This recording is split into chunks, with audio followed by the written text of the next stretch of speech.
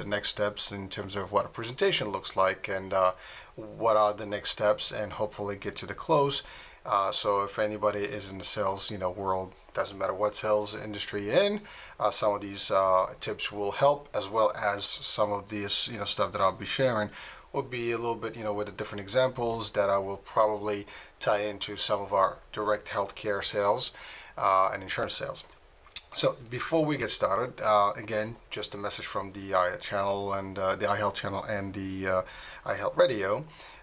First of all, please stay safe. I hope everybody's doing good out there. It is crazy.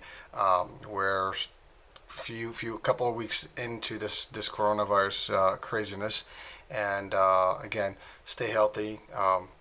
Do a lot of exercise. Keep your mental state in place, with activities, exercise, and don't just, get depressed. I mean, news is, it's pretty depressing out there. And when a lot of channels, a lot of feeds, everybody is talking.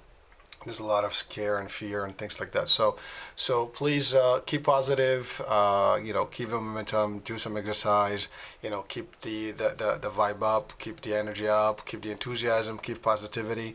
Again, that is very important, because unfortunately, if we talk too much about the negative and the crazy and all the outcomes that we hear about with deaths and things like that, it will have a negative impact on our own, state of mind and our mental, abilities and capabilities, as well as our energy and vibes. So again, please keep positive, keep strong.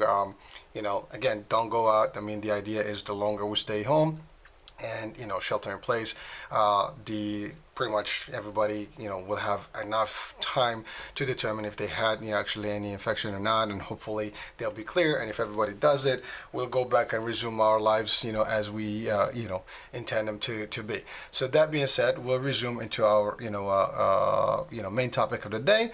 Just a couple of announcements actually before.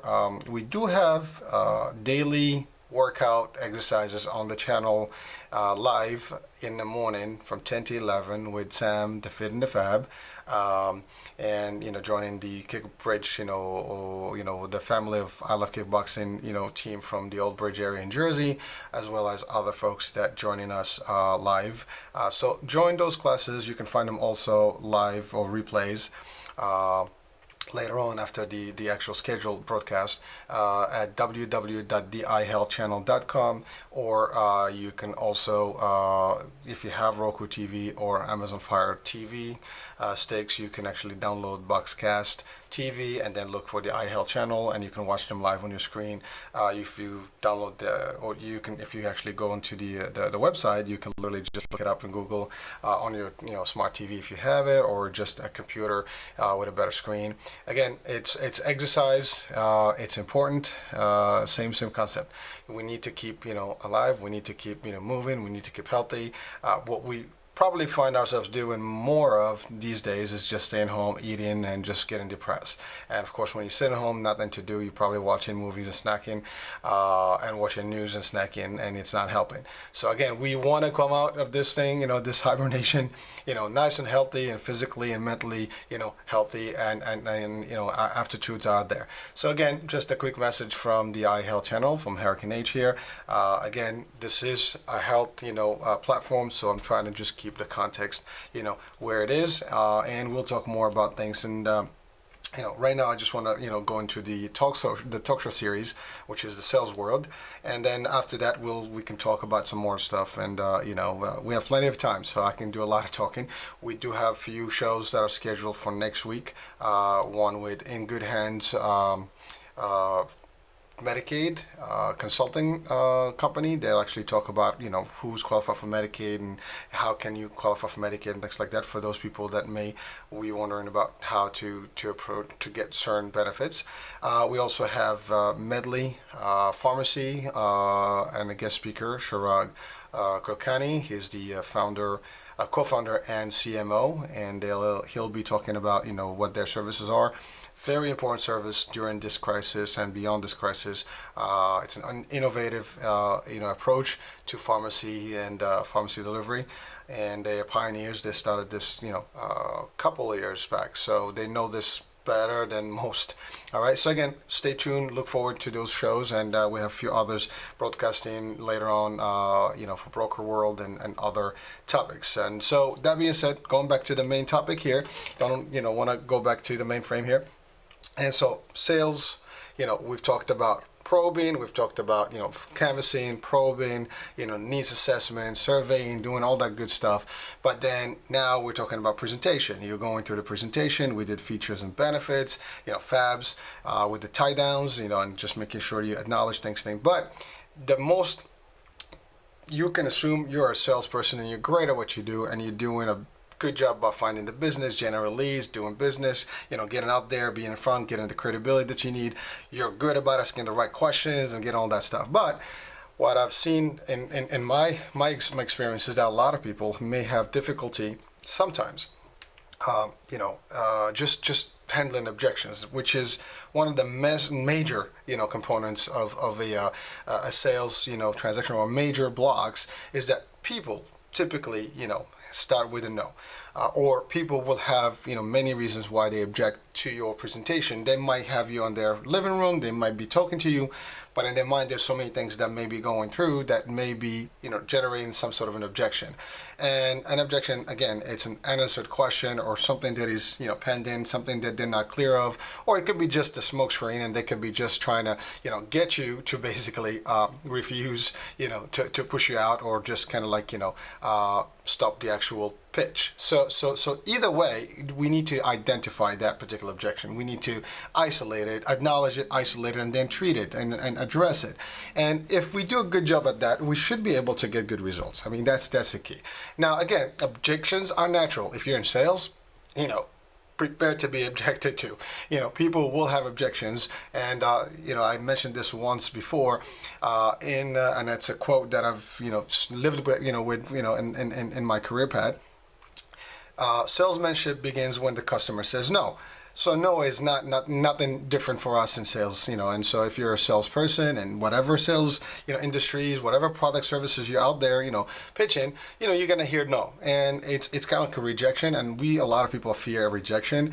And unfortunately, that can drive you very, very nuts about your own abilities to succeed in the sales environment. You cannot do that. So the first thing that I would say and suggest is that, stay focused, know it's part of the deal, be prepared for it. And if you do everything correctly, you should actually have minimized all the objections if you follow the steps as we said before. You build credibility up front, you do all that good, build and report situation, spend as much time to get to know people, for them to get to know you, and you will be diffusing some of that, instability, some of that, and uncertainty that they might have developed or they might have because of previous experiences. Now, again, consumers, deal with a lot of folks out there, and in day-to-day lives, they actually might come across a lot of, as we said before, not the best salespeople. Let's call it for that, and therefore they might have been hurt or might have had bad experiences, and those experiences translate into fear and reaction. And their reaction is that when they meet a new salesperson, they ultimately and automatically with defenses. All their guards are up, and they're not willing to actually make an actual contribution to the actual pitch, because it's a two-way thing, right? You're having a conversation with your customers and your clients, and it has to be both ways in two-way street. But if there is a block, if they actually already have guards up, and sometimes they'll come to you like, I'm not selling, I'm not buying anything. Whatever you sell, I'm not buying. And that could just turn you off and be like, oh my God, that's it. I can't do this. No. That's great. So, ma'am, sir, I get it. Like I said, there is no obligation. I just would like you to hear what I have to say, show you what I have to offer, and then you go in. So basically, you have to don't get crazy about it and be like, oh my God, tight, like I'm already rejected. No. You have to be prepared that it can happen. And if it happens, it's okay. And what's the worst that's going to happen? You're going to walk out without a sale? You try again, next customer, next client. So again, positive, keep, focus, but one client at a time. You're not going to sell anybody unless you did something for them. We've talked about that before. We've talked about you're building credibility, but you're doing needs assessments. And you need to make sure that product that you have or service is going to meet their, the client's expectations. That in itself is half of the game. You're already in front of them. They already spent time with you to doing credibility and building rapport and all that good stuff and getting to know them. So you're really like, you did the features and benefits. If you broke that down correctly, you probably acknowledge everything. If you tied down, the fabs and you like acknowledge everything, it's like, well, so how does that sound? If you like what you hear today, would you consider becoming part of our family today? So if you did all that, you should be in a good place. However, people still come up, so again, like I said, they'll object. They'll object to something. Well, and most of the biggest piece of the objection probably is cost or potentially the need. You didn't do a good job about, whether this is for them or not. So they still have doubt that, do I really need this? And, if you're a good salesperson, and I'm talking about a good, provider of benefit and information and giving them the right tools and bringing and highlighting their needs and wants and making sure that they see the value, and that's the key word, value. If people buy for value, if they see a value, you can buy something you don't even need, but you see value later on in the future. But if you are not building that and raising the value in front of the customer and the client, no matter who they are, they can be individual people, they can be corporate, executive, they can be a client and a company that you need to get a contract with. It could be anybody. It doesn't matter. It could be an interview and you are getting a job. If you're not showing the value, why they should have you and your product, you might not really get anything at the end, and you walk, empty-handed, or you walk out and you know that it didn't work out well, it was not great, and by the time you finish, it's not how, it just didn't happen. So again, let's make sure you see that value, right? And then you're answering all the questions as you go, as if you're building the momentum throughout the whole process. But now questions come. Well, how much is this going to cost me? If that happens in between, guess what? You stop the conversation and it's like, well, there are times where you have to answer. There are times you say, well, ma'am, sir, just hold that. Let me go through the whole presentation and we'll talk about cost. And if cost is really what's going to drive this, I can assure you we have a program that may fit your needs and financial, capabilities. And then you can, postpone that discussion later. But if they say, no, I want to know now, that's okay. If that is your main objection, then let's isolate it. You identify it, isolate it. Let's treat it right there. Let's address. Let's get it out of the way. The more you get out of the way, the more you're going to be able to get your stuff together. Sorry about that. So it's important that we really, really, really, really see the value of what we do at all times, because that's how you get the success. And this particular conversation is happening in real time. These people are looking at you. They are trying to get, feedback from you. They're trying to get information that you actually pitch to them. You remember, you went through a lot of work to get to them, to get the lead, to get them to actually accept you in their home or to meet with you or to do a presentation. I'm sorry, I gotta turn this thing off. That's what happens here. Get busy. Sorry about that. So, you've got through all these lengths, and then ultimately now you have a customer that is ready, willing, potentially able, and there's just you and them. There is you going through the process and ultimately giving them the service. Now think about this in this term. It's not what you have to sell. It's whether this is going to benefit them, and you know that already. So you want to convey that message. You want to get them to believe it, to see it, and you document that to them. It's not just words. If you have a presentation, you're obviously going through it. If you have, statistic, you have anything that you can dissect the stuff and show them the numbers, show them how it benefits them. That's it. That's what I said before in the last session. Features and benefits. So you have a feature of a particular service or product. But what is the benefit? What is the value? What is their need from there? And if you did that, you should be in a good place. But again, you will get objections, and sometimes they'll be like us. I just don't want to buy. No, I'm not sure. I want to think about it. Some people say, I never made a decision now. Well, yes, I'm not here to actually force you to make a decision, but you mean to tell me, if I give you everything that you need, just as you said before, and this is going to give you all the resources that you need and the value that you want at the cost you want, with the benefits, with the service plus the guarantees, whatever that you actually had told them, what would be a reason for you not to join today? You can say no, but we here, right? You invited me in your home, you invite me in your office, we're together, we're talking. There's got to be a reason why we're here. So, ultimately, I'm a salesperson, and yes, I'm here to actually present your service or product, but, I am not going to sign you or make you buy something that is not for you. You walk into a dealership, you obviously want a car. You walk into, a camera shop, you want a camera. You want to a computer shop, you want a computer, or at least you're shopping for one, or for technology and gizmos. So whatever it is, you're talking to an insurance agent, you obviously need insurance, and you are doing some shopping. So if you're shopping, I'm here to actually demonstrate why my service and products going to be good for you, and why my brand, as we talked before, my company, our brand is going to be good for you. Now, there's a lot of choices out there. Each one of us have, one of the best things that we have is a choice. Got multiple choices out there. Now, for those of us in the insurance broker world, it's simple because we might have multiple products that are in the marketplace. It's not like we're competing against anybody. You have all the product. It's an easier sale. For us, we should not even have a problem really pitching and presenting the goods and the value. And really, if we ask the right questions and we did the good job about it, we should have already what these people will be looking for. Ultimately, get the actual results for them and basically put them in the plan that they deserve. Done. But for other sales types, there are brands for anybody. And like I said, there are clients for certain products and products for certain clients. So again, you do your homework in advance, you should already have that matched up. So you're not going to go now. Is there potential that you walk out without a sale? When you're walking into somebody's home or somebody's office, there is a chance. And sometimes there is, again, we talked about gatekeepers and, people that will stall you, people that will kind of almost triage you before they present you to the real decision maker. Again, if you're doing the digging up front and you really go right to the source and you did all the good stuff that you need to, you should have been already in front of the decision maker, or you would have gotten both or as many as decision makers that they should be in particular, decision making, whatever company or individual. So if it's a couple, you want both of them. If it's a corporation, you need, the CFO and the CEO and then, and whoever is in the leadership, executive team, then you present to them.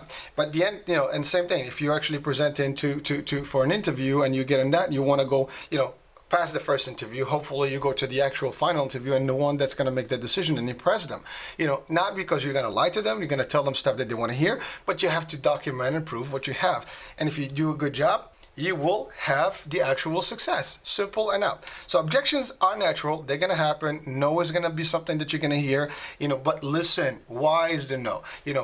Dive in more. Feel, get to feel and understand why there's a no there. Why that objection? Is it really just, to get you to stop and kind of deter you from pursuing the actual deal?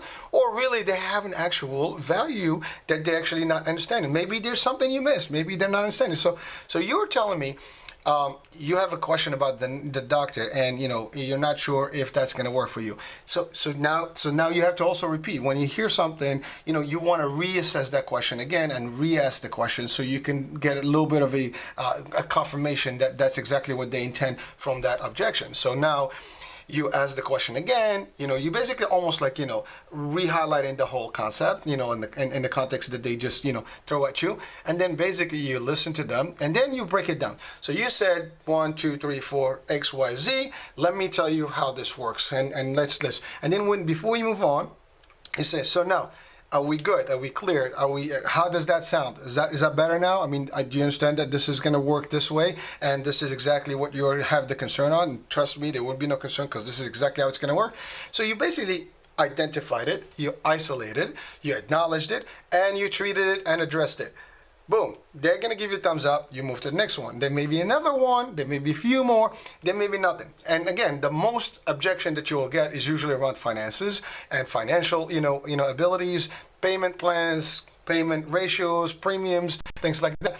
But for every sales entity out there, they do have different ways to tackle these different plans that actually have different payment structures that will be benefiting different folks. Now, of course, if you're selling some sort of a very expensive product for someone that physically and financially may not, you have done a bad job because you're going to the wrong customer.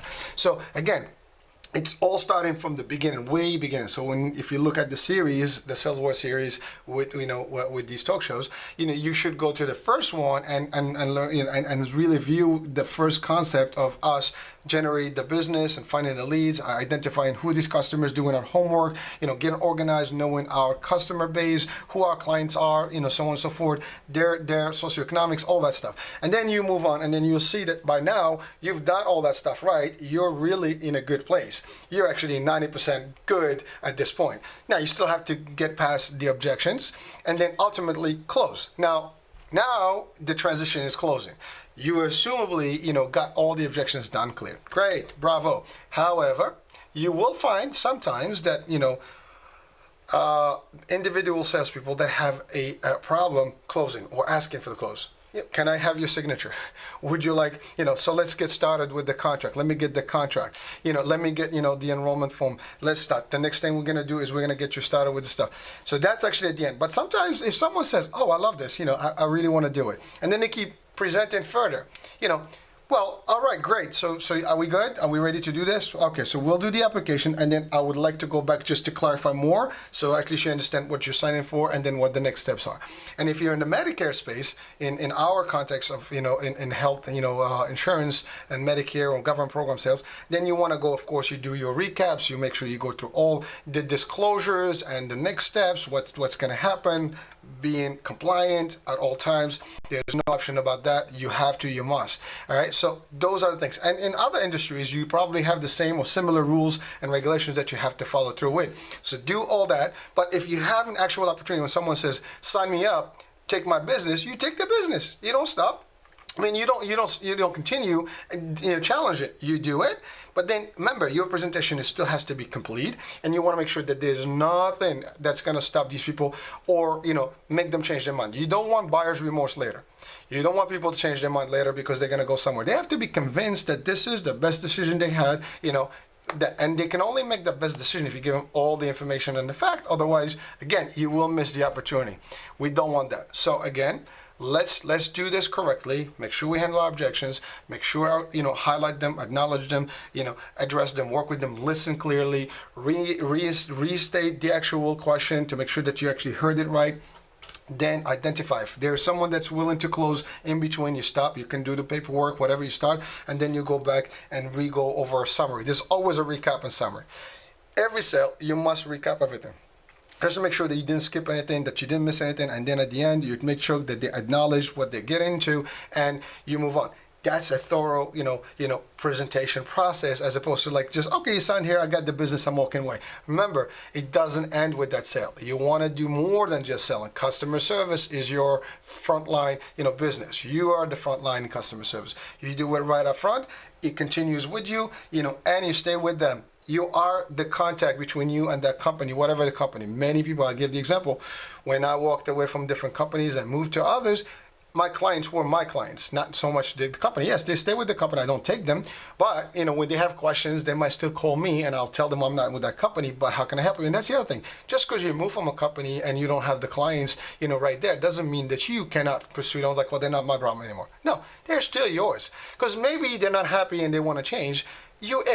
Maybe they want to have, friends that may not want that particular company they're with already, but they want them to be with you, whatever you are.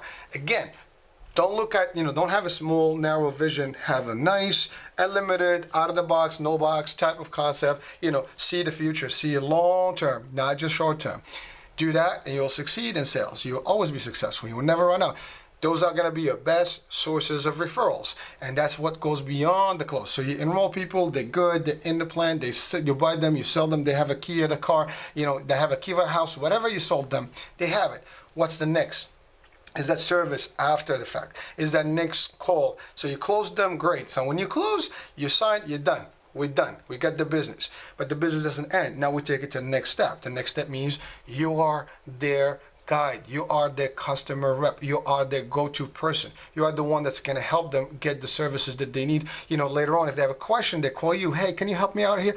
They might call customer service direct. Customer service, they don't know them. They have no relationship with them. They're going to look at their profile and try to help them. Let me see what I can do. They're going to do the best thing that they can at the time. But you can also help them navigate the system. Sometimes instead of calling like 8 IVR prompts, they can just talk to you, and you can just bypass that and maybe investigate things for them and get back to them. Like I said, the best salespeople are the best customer service reps, and they take care of their customers forever until the customer is no longer, available. So make sure you do that, and hopefully these particular instructions or these tips and advice will help you and go a long way no matter what sales you do. And if you are in the health insurance, Medicare sales, or commercial sales, these are the same thing that would work for you. Again, be compliant, be ethical, be thorough, you don't lie, you don't cheat, you don't cut corners, you don't shortcut people.